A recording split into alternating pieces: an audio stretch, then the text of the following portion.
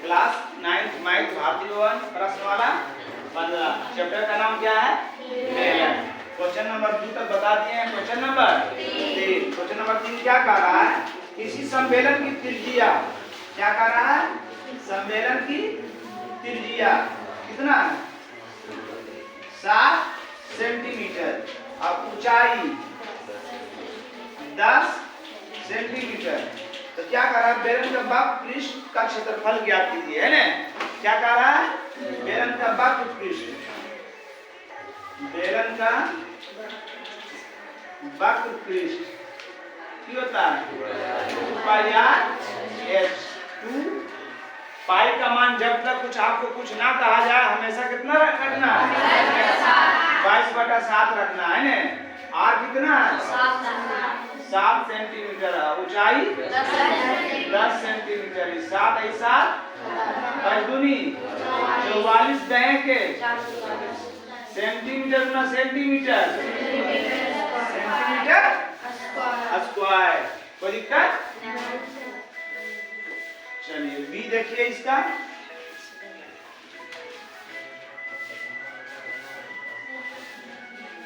B की कह रहा है एक लंबवृत्तीय बेलन का वक्र पृष्ठ का क्षेत्रफल निकाले जबकि आधार का क्षेत्रफल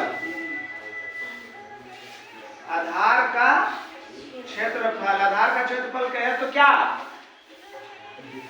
वृत्त का क्षेत्रफल। एक बोलता है सब ऐसे देखता है। उस दिन भी बताए हैं हम कि आधार का क्षेत्रफल बोले तो बेलन पढ़ देना कि नीचे वृत्त है, वृत्ताकार आधार है, उसका आधार का क्षेत्रफल कितना है? पाई आर है वर्ग सेंटीमीटर और ऊंचाई बी है। ऊंचाई क्या है? बी है सेंटीमीटर। की निकाल कर रहा है? वक्र पृष्ठ का क्षेत्रफल।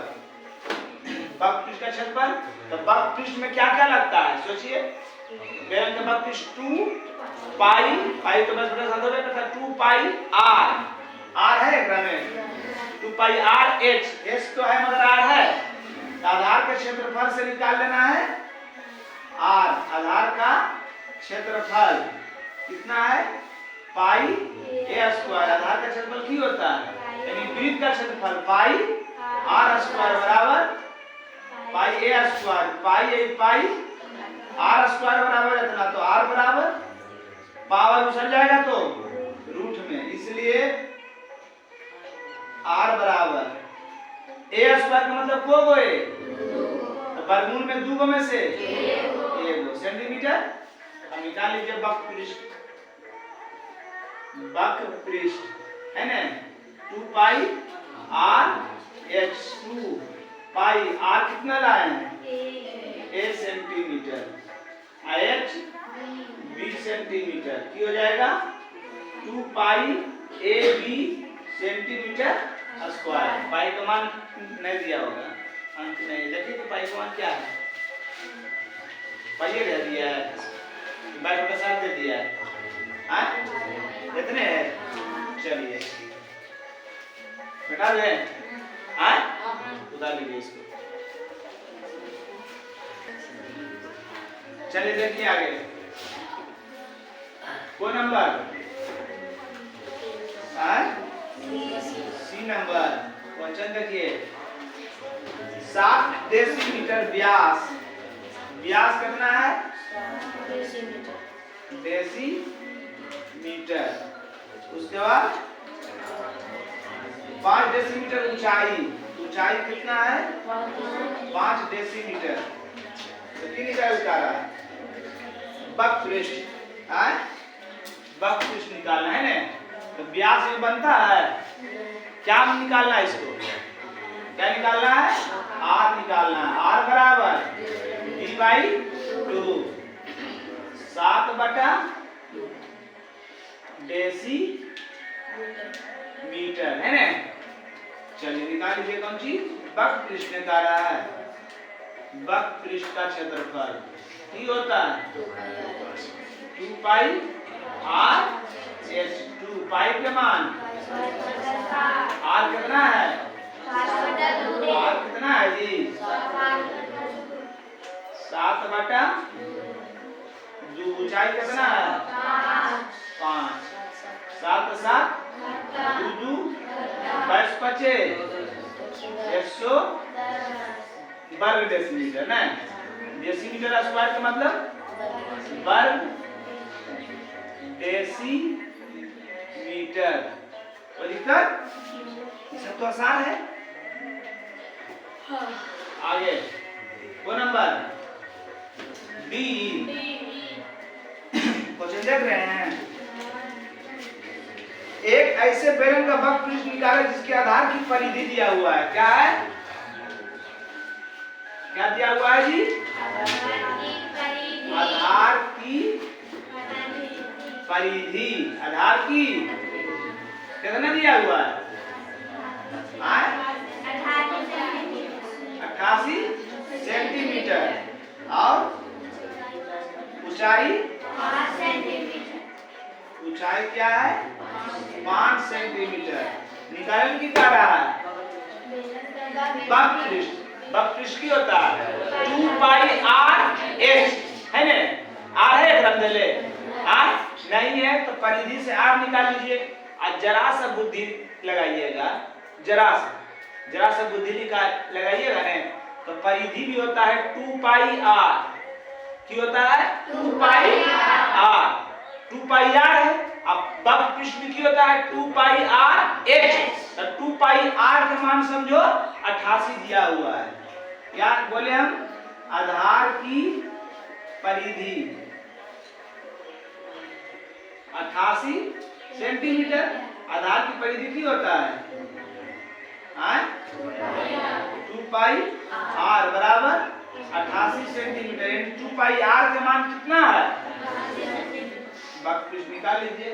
वक्र पृष्ठ ये सब दिमाग जरा से लगाइएगा तो नहीं तो फिर r निकालिएगा फिर है ना। वक्र पृष्ठ की होता है 2 पाई r h और 2 पाई r का मान कितना दिया हुआ है? 88 सेंटीमीटर। ऊंचाई 5 सेंटीमीटर। 8 पचे 40 के 0 बाकी 8 पचे 40 4 44 सेंटीमीटर स्क्वायर। जल्दी वो नंबर होगा यार? 4 नंबर होगा। वो नंबर 4 नंबर। क्या कह रहा 4 नंबर? एक लंबवृत्तीय बेलनाकार ठोस की ऊंचाई 25 सेंटीमीटर। आधार की त्रिज्या 10 सेंटीमीटर। तो संपूर्ण पृष्ठ का क्षेत्रफल है ना कौन सी? बेलन का संपूर्ण पृष्ठ की होता है 2 पाई r into r plus h। अरे h प्लस r या r प्लस h तो कहाँ पाई के मान r कितना है? 10 है। r कितना है? r हो गया 10 प्लस h कितना है? 25 है।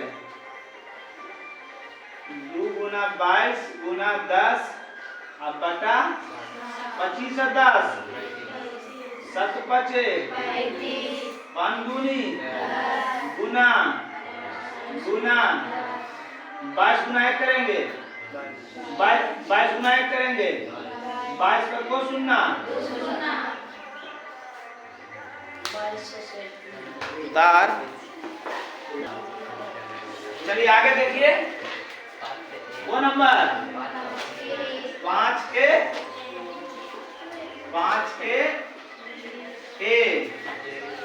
यदि किसी बेलन की त्रिज्या ऊंचाई तिगुनी कर दी जाए। जैसी बोला तिगुनी कर दी जाए का मतलब पहले से त्रिज्या कुछ होगा तब ना 3 गुना कर दल के है।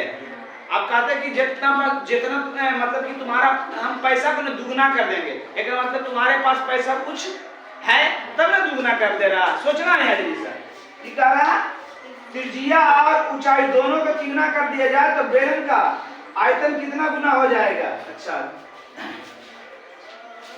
ये पहले है आई बाद में है ना। समझ रहा है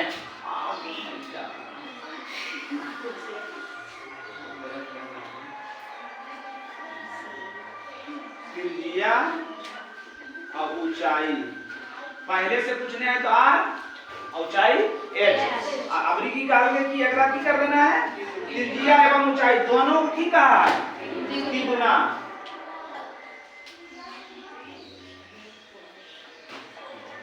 त्रिज्या तीन गुना निकाल के है, तो त्रिज्या कितना है आर, अब 3 गुना कर दीजिए 3 आर, और ऊंचाई कितना है एच, तो की हो जीते 3 एच।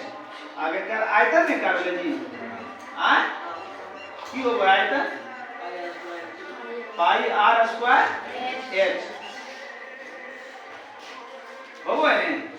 तो आर तो आर है, एच तो एच है, ये है ना। आयतन ऊंचाई में आयतन निकालनी pi r square h, pi r के मान 3 आर, 3 आर है जी, ऊंचाई 3 एच, पाई 3 के स्क्वायर करेंगे 9 आर स्क्वायर गुना 3 एच, 9 तिया 27 pi r square h, pi r square h, pi r square h. एकरा से एकरा में कितना गुना आएले, ऑप्शन बताओ, ऑप्शन 4 कितना है 27 गुना, नहीं 27 गुना pi r square h, pi r square h, एकरा में कितना गुना है 27 गुना। कोई दिक्कत तार लग रहा है। चलो देखिए जी आगे, छोड़िए इधर ध्यान दीजिए। कौन नंबर होगा 5 के बी है ना। यदि किसी लंबवृत्तीय बेलन की त्रिज्या आधार की त्रिज्या 1/3 कर दी जाए, जबकि ऊंचाई अपरिवर्तित, ऊंचाई में कुल में परिवर्तन करना है, मूल बेलन के आयतन और लघुकृत बेलन के आयतन, मूल बेलन और लघुकृत बेलन त्रिज्या ऊंचाई, त्रिज्या ऊंचाई। कोई दिक्कत कह रहा है यदि लंबवृत्तीय बेलन की आधार की त्रिज्या 1/3 कर दिया, माने पहले पूछले ओकर आवृत्ति कर देते 1/3, तो पहले त्रिज्या के हम आर मान लेलिए, तो आवृत्ति हो जेते 1/3 मतलब r/3। नहीं समझ में आ रहा है तो त्रिज्या की है आर, 1/3, 1/3 मतलब 1/3, 1 गुना आर करबे r/3, और ऊंचाई कहल के थी, ऊंचाई की कहल के अपरिवर्तित, की कहल के अपरिवर्तित माने परिवर्तन नहीं करना है। तो एक ऊंचाई जे होते एकरो ऊंचाई वह होते है ने। ओकर बाद की कहल के ओकर बाद मूल वेतन और लघुकृत बेलन के आयतन का अनुपात निकाल लेना। की निकालना है अनुपात, केकर अनुपात निकालना है, पहले मूल वेतन है ना, मूल बेलन का आयतन और बाद लघुकृत बेलन का आयतन। मूल बेलन आयतन की होता है पाई आर स्क्वायर एच होता है ना। सब कुछ तो वो है, त्रिज्या आर है, ऊंचाई एच है ना, पाई आर स्क्वायर एच टू कर दी का दूसरा है पाई आर स्क्वायर एच, पाई एक आर कितना है r/के स्क्वायर है जी, और ऊंचाई h, ऊंचाई h है ये है, तो h खत्म, पाई खत्म, की हो गए r स्क्वायर बटा r के स्क्वायर करबे r स्क्वायर, 3 के स्क्वायर करबे 3 दिया 9 है ना, r स्क्वायर बटा r स्क्वायर, ये मोटी लकीर के साथ ऊपर r को बार में करते, एक बार में 1 गुना 9 करबे बटा 9 अनुपात, ऑप्शन 4। चलिए जल्दी से आगे देखिए को नंबर सी नंबर भी है। ये देखिए सी, यदि किसी बेलन की त्रिज्या आधी या ऊंचाई दुगनी हो जाती है तो पुराने और नए, योगले पुराना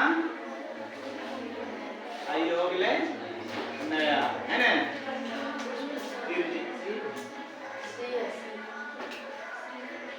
त्रिज्या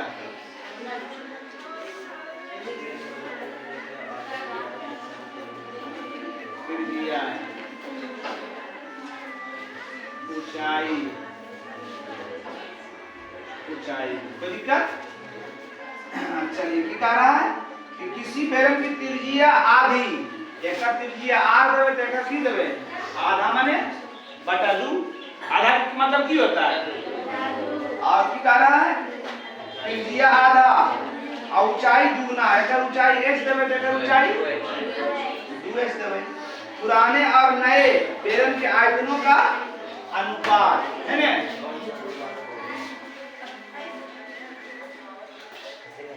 अनुपात माने पहले कितना पुराना देखते हैं कैसे पुराने और बाद नए डाल के, पुराने बेलन का आयतन बटा नए बेलन का आयतन, बेलन का आयतन पाई आर स्क्वायर, एक तो आर सब कुछ है पूरन का के आर है ना, पाई आर स्क्वायर, नया है तो दूसरा कर देंगे है ना, कोई दिक्कत? पाई पाई खत्म, आर स्क्वायर एच, एक आर आधा माने आर बटा 2 के स्क्वायर, स्क्वायर ना होगा जी, ऊंचाई 2h, ऊंचाई 2h, ये होगा आर स्क्वायर h, आर के स्क्वायर करेंगे अब बटा 4 और गुना 2h, दो दूनी 4, आर स्क्वायर h और h 1, इधरो बचा 1 और बटा 2, 1 बटा 1 गुना 1 दुक्का बटा बराबर उतारिए वो नंबर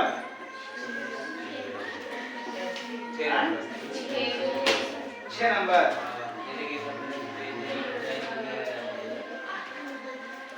यदि किसी संवेदन की त्रिज्या ऊंचाई दुगनी कर दी जाए तो नए वक्र और प्रारंभिक वक्र में कितना गुना है ना,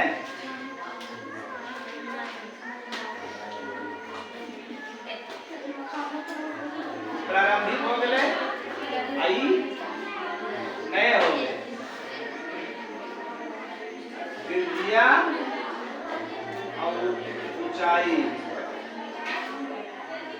इतना ध्यान से तोड़ के बताते उसके बाद भी तुम लोग बनाता है, ठीक? अरे देखो इधर क्या कह रहा, यदि किसी बेलन की त्रिज्या ऊंचाई दुगना कर दिया जाए, मतलब पहले से कुछ है आपका अभी की कर बोलते हैं दोनों के ऊंचाई त्रिज्या के भी और ऊंचाई के भी, तो 2r और h, अरे ये क्या बोले इसको, अब वक्र क्या रहा है बेलन का वक्र पृष्ठ की होता है 2 पाई r h,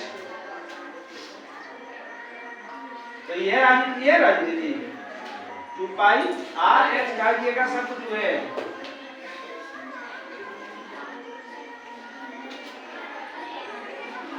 बेलन का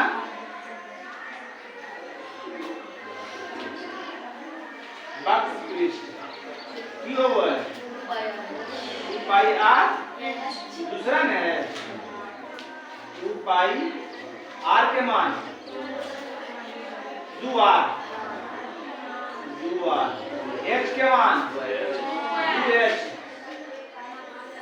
दुदुनी 4 दूनी 8 पाई आर एच है ना। देखी पाई आर एच एक का कितना गुना है अतः नए पुराने का 4 गुना है, 4 गुना होगा, 4 गुना होगा, 4 गुना है जी। देखिए ना को गुना है पाई आर एच यहाँ 2 यहाँ 8 2 के 8 को गुना है 4 गुना 4 दूनी 8। कोई दिक्कत हटावे वो नंबर 7 नंबर 7 नंबर क्या रहा है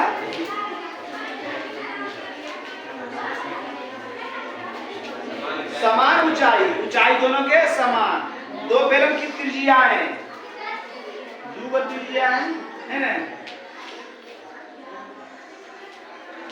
R1 R2 कितना है 1:2। तो जानवे करो जी कि अनुपात हटावे ले 1 गुना x करेंगे, अनुपात के हटावे ले x से गुना। कोई दिक्कत दोनों त्रिज्या निकल गए, दोनों के दूगो है दोनों त्रिज्या निकल गए। अब ऊंचाई दोनों की ऊंचाई की है समान है की मान लीजिए h है दोनों की ऊंचाई की है। h1 के मान भी वो है h2 के मान भी वो है। और बात की का है अच्छा a में आयतन और 2 में वक्रपृष्ठ है ना। a में आयतन की होगा बेलन के पाई आर स्क्वायर एच पाई बताइए पाई रहती है पाई में होगा ना। आर कितना है अनुपात अब क्या करने समझ में ले ले अनुपातित क्या कर ले उनके आयतनों के अनुपात है तब में गड़बड़ा रही है।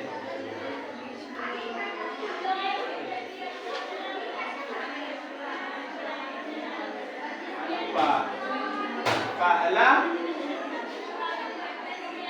बेलन का आयतन बटा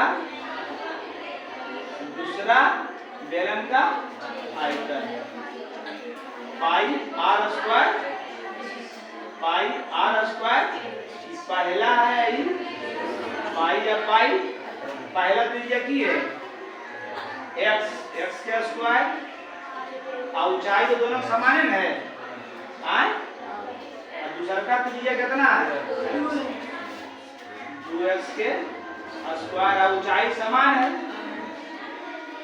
x स्क्वायर दो दूनी 4x स्क्वायर खत्म 1 बटा बराबर 1 अनुपात n कटा जी n कटा। चलिए बी में क्या रहा है पहला बेलन का वक्रपृष्ठ दूसरा बेलन का वक्रपृष्ठ की होगा है 2 पाई आर एच 2 पाई आर पहला हो गई 2 पाई पहला यार की है x तो दोनों के समान है दूसरा यार की है x तो दोनों समान है x 1 बटा 1 अनुपात। चलिए कौन नंबर होगा 8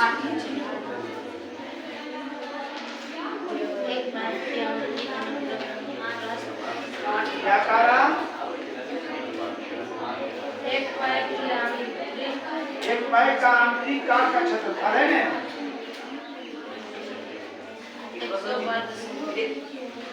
आंतरिक काट का क्षेत्रफल कितना है? 100 वर्ग सेमी। अब पाइप की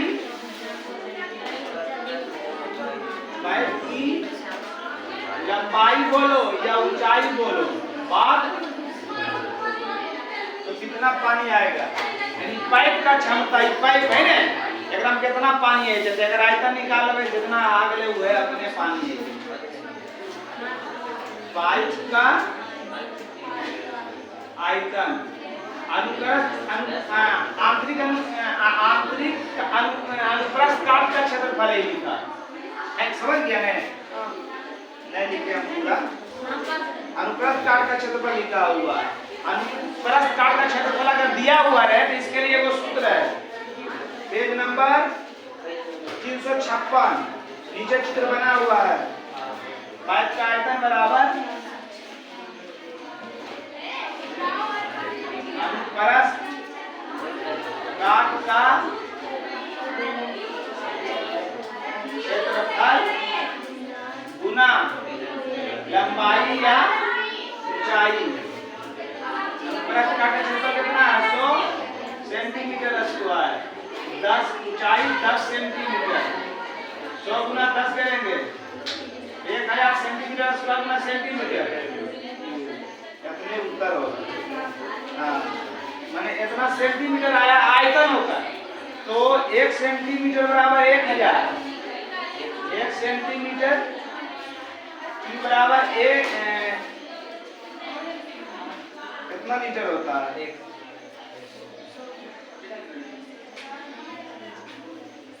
1 सेंटीमीटर में 1 लीटर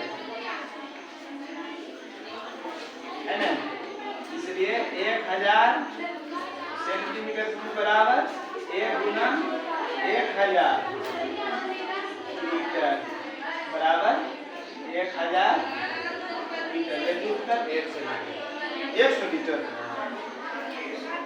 100 लीटर कैसे रहेगा? 1000 आना चाहिए, तो लीटर में हमको एक मतलब कन्वर्ट नहीं होना चाहिए।